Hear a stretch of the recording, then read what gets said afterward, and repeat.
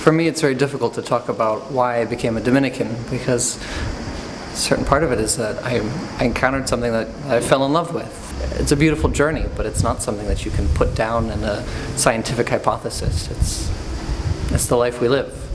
Or I thought about a call to some form of following God since I was a little kid. I met the Dominicans when I was studying at Purdue University, where we have the campus ministry.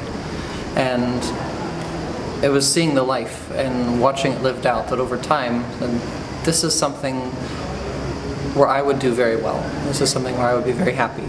And it was really meeting brothers that I said, okay, I'd like to give it a try.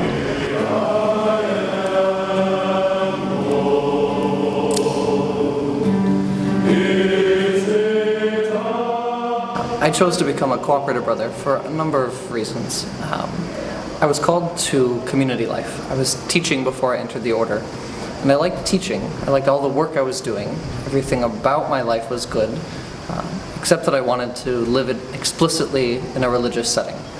And so the idea of a cooperator brother is one who's not necessarily doing ordained ministry, not serving as the pastor of a parish, but consecrating their life to God. And so I can work for the people of God, but as a brother explicitly, and never as the shepherd of the flock, but as someone within, taking care of the people of God, working in the name of God from within the group, and not necessarily as the one in charge.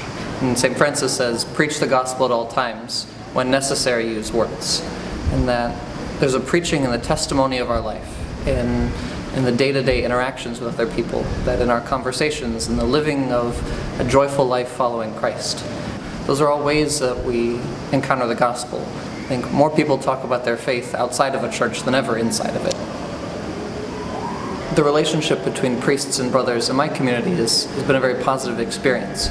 We say that superiors are the first among equals, and so while they have a certain authority, we're all together united in following Christ. And that's what's most important in our life, that we are committed to living out this gospel call to preach, to evangelize, and to share the good news with the world.